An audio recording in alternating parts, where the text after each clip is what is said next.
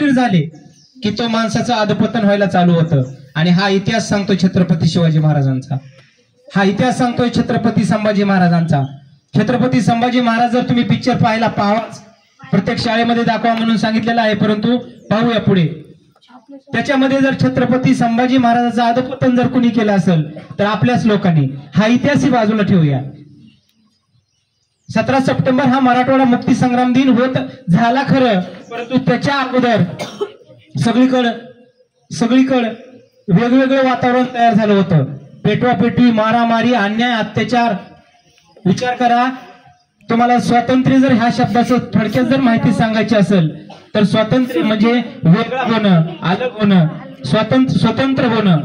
याचा अर्थ तर तुम्हाला थोडक्यात सांगायचं म्हटलं तर आपल्या आई वडिलांनी एखाद्या शेतकऱ्याच्या, एखाद्या धनदांडग्या शेतकऱ्याच्या इथं टाकलेलं साल आणि त्यांनी उचललेली ती रक्कम जोपर्यंत वर्ष होत नाही तोपर्यंत त्याला हलता येत नाही. आणि मध्येच तो म्हणला 3 महिने झाले आता मी येणार नाही भाऊ, जमत नाही, तू पैसे घेतलेले असतात. जसं पारतंत्र्यामध्ये तो तसा राहतो त्याला म्हणतात पारतंत्र्य. आणि तो ज्यावेळेस 1 वर्ष पूर्ण झाल्यावर तो राहायचं की नाही ठरवू शकतो त्याला म्हणतात स्वातंत्र्य.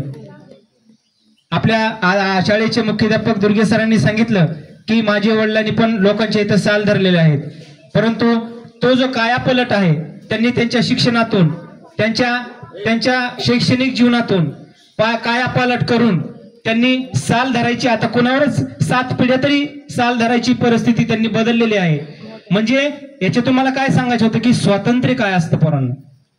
जालियनवाला बाग हत्याकांडामध्ये महात्मा गांधींनी सांगितलं की चला रे बाबांनो, आपण काय करू, इंग्रजाच्या विरोधात आवाज उठवू, अंग्रेज चले जाओ, सायमन कमिशन गो बैक, हमें आजादी चाहिए, वंदे मातरम, इन्कलाब जिंदाबाद, अशा घोषणा देण्यात आल्या.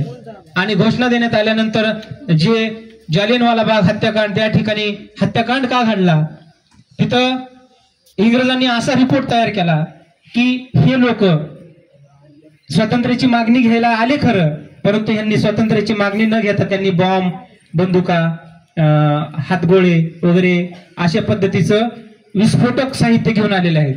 म्हणून त्यांनी काय केलं, त्यांच्यावर गोळीबार केला. आणि तिथे एक विहीर होती, बारव कळत असेल तुम्हाला, विहिरीच्या 4 पट विहीर असते, त्याला बारव असं म्हणतात का, अजून जास्त असते का मला माहित नाही.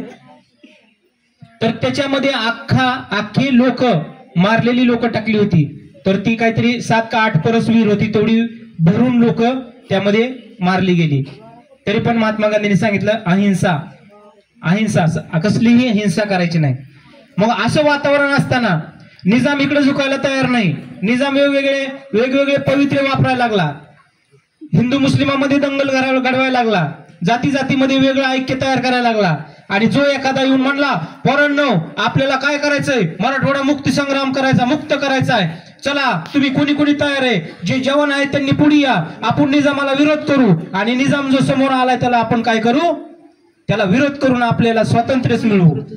अशा याच्यातूनच मी ज्यावेळेस आता तुम्हाला सांगितलं याच्यामधलं उदाहरण समजूया. आपण पांडुनी जायचं, पांडुनी म्हणायचं मला काहीतरी द्या, आणि पांडुनी त्याच्याकडून काहीतरी मोहरे घ्यायचे आणि सांगायचं, धुमाळ तानाजी धुमाळ नावाचा माणूस इतर लोकांची माते भडकीत आहे आणि त्यांनी तुम्ही काय करा, त्याला लवकरच्या लवकर हे करा.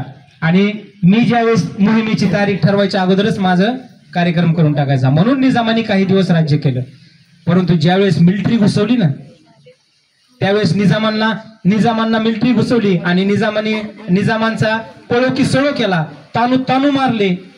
आणि त्यावेळेस सरदार वल्लभभाई पटेल हे पोलादी पुरुष त्यांना पदवी दिली. त्यांनी काय केलं, त्यांनी आपल्या या मराठवाड्याचा स्वातंत्र्य होण्यासाठी, मराठवाडा मुक्त करण्यासाठी प्रयत्न केले. मी बोलण्यासारखं भरपूर आहे, बोलणारे भरपूर आहेत.